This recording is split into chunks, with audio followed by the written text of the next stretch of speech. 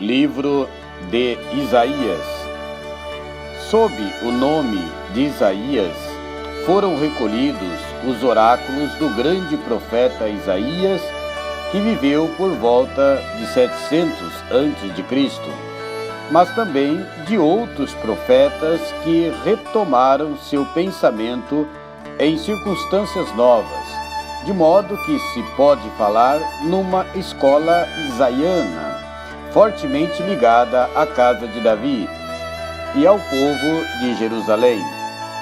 As escrituras isaianas correspondem a três momentos cruciais do povo de Deus: a invasão dos assírios, o exílio babilônico e a restauração do povo depois do exílio, antes de serem coletados, pelo fim do século IV a.C.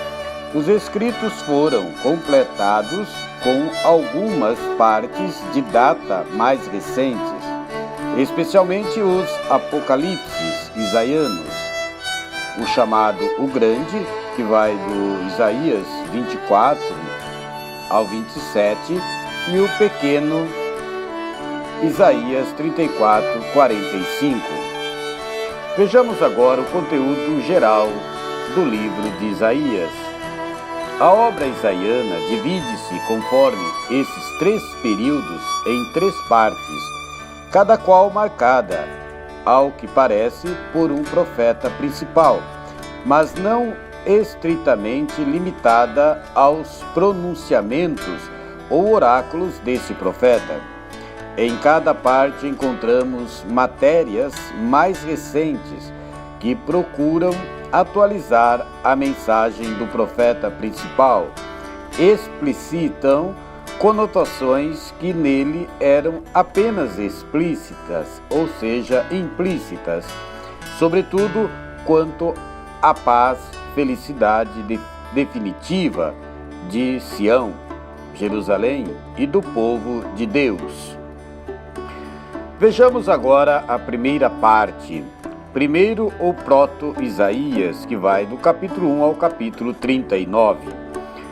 O grande profeta Isaías, que deu seu nome à escola isaiana, aconselhou a casa de Davi durante mais de 40 anos como guardião da justiça e do temor a Deus, desde a atividade inicial no tempo do rei Osias, por volta de 740 a.C., conferir Isaías 6:1.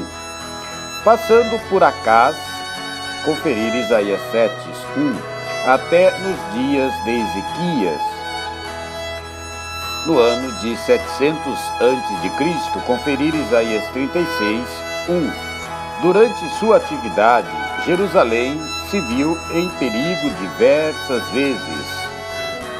Primeiro perigo, por volta de 735 a.C., quando Acás, rei de Judá, teve medo de sofrer as consequências da aliança de Araã, que é igual Síria, e Israel contra a Síria, razão pela qual se aliou aos assírios. 2. Depois da conquista de Samaria pelos assírios, no ano 722 a.C., quando, no reinado de Ezequias, esses dominadores se apresentaram diante das portas de Jerusalém, respectivamente em 712 e 701 a.C. Vejamos em seguida, depois, no quadro cronológico detalhado na introdução aos livros históricos. Isaías foi a voz da consciência para o rei Acás. Depois foi confidente crítico de Ezequias e, finalmente, segundo a tradição, foi martirizado pelo sucessor deste, o ímpio rei Manassés. Costumam-se chamar de primeiro Isaías os escritos que compõem os capítulos de 1 a 39, contudo, não só nos Apocalipses. dos capítulos 24 a 27 e também 34 a 35, mas também nas demais partes, os oráculos originais do grande profeta se encontram misturados com outros mais tardios que ilustram que o agir de Deus continua. Assim, por exemplo, os oráculos sobre a queda de Babilônia, nos capítulos 13 e 14, compostos depois do exílio babilônico. Os escribas que colecionaram os escritos bíblicos tomaram a liberdade de completar os textos do grande profeta com temas semelhantes, porém elaborados em épocas ulteriores. Vejamos esse quadro cronológico. Do capítulo 1 ao capítulo 6, capítulo introdutório e oráculos da primeira fase, reinado de Acaz, a visão inaugural, se encontra no capítulo 6.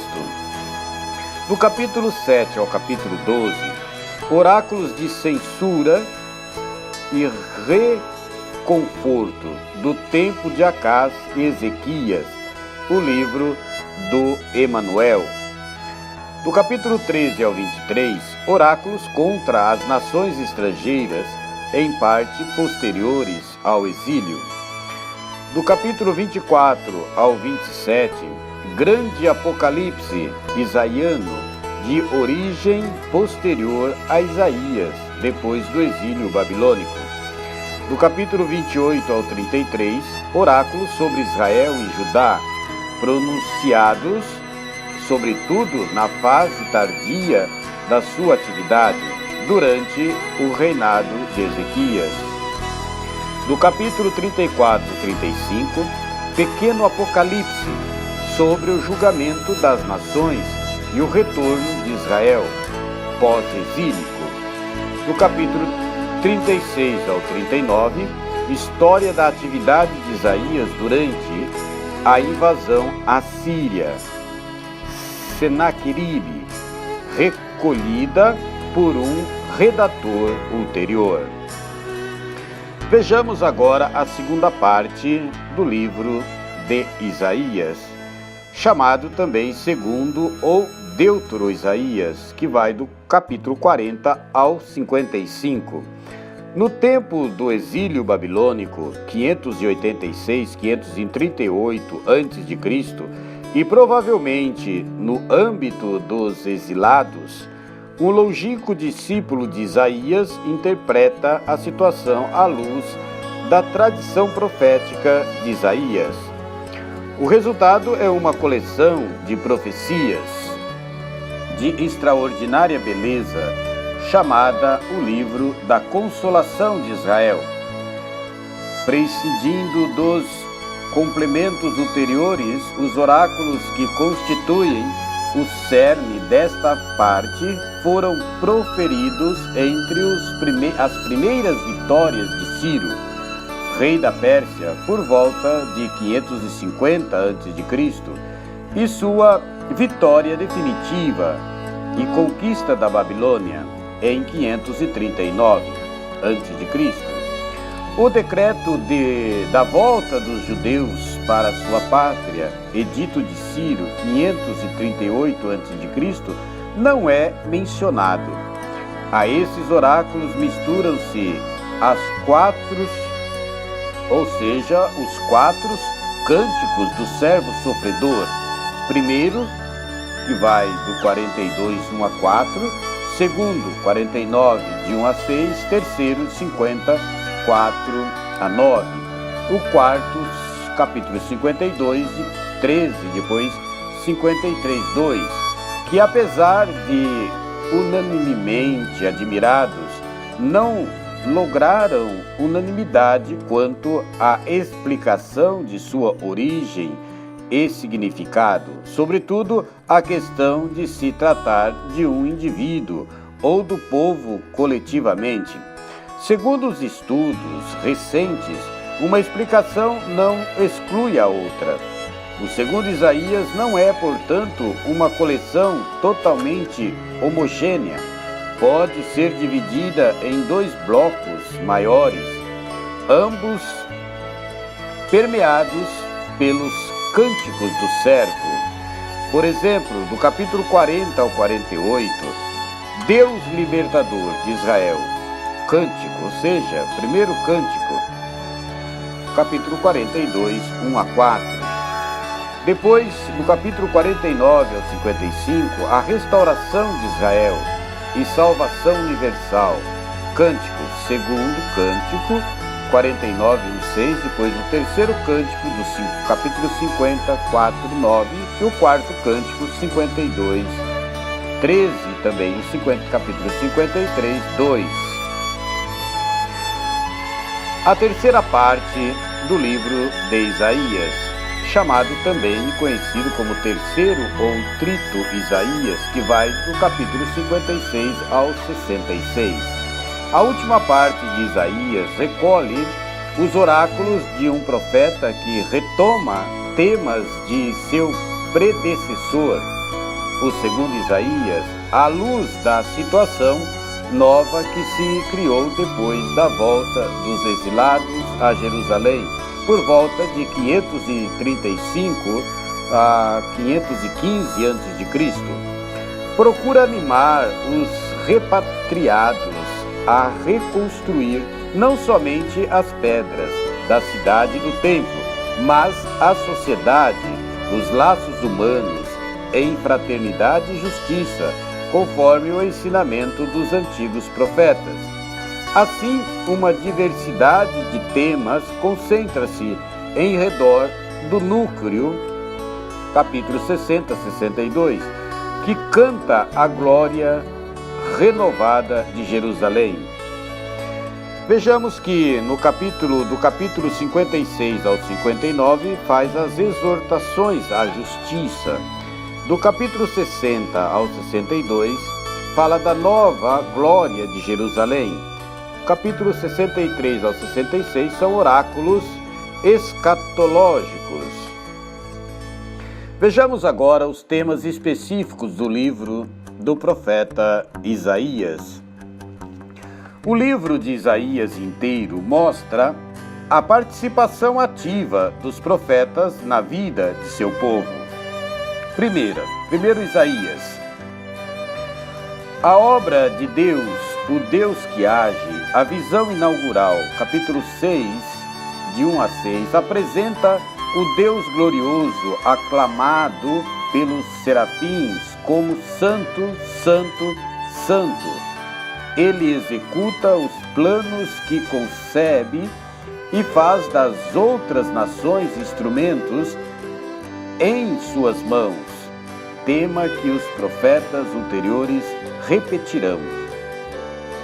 Depois, Deus e o povo pecador, Israel, Judá, é infiel política e religiosamente, o que constitui uma unidade, já que a fidelidade ao Senhor implica a rejeição de outros senhores. Deus corrige o povo pelo castigo, conferir capítulo 37, 11, mas salvará ao menos um resto, conferir capítulo 10, 20 e 21, tema que as profecias ulteriores repetirão.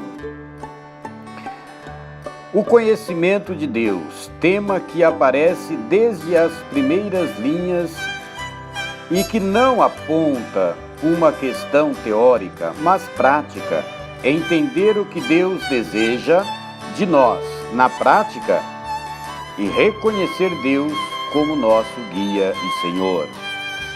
A salvação.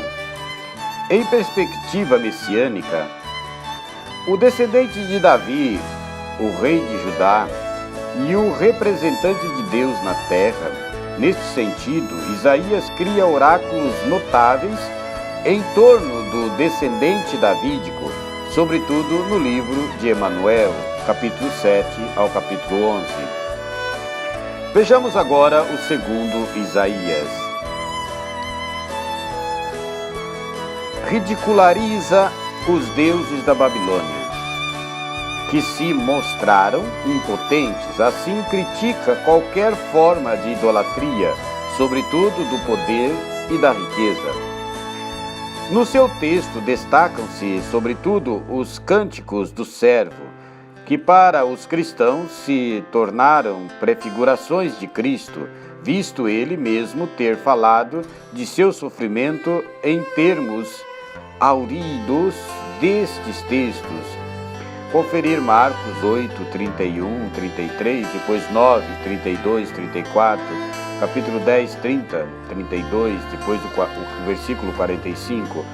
Ora, à luz dos acontecimentos do século XX, o holocausto dos judeus e tantos outros genocídios, o desmantelamento das estruturas de justiça e fraternidade, torna-se relevante a interpretação segundo a qual o servo incorpora a comunidade.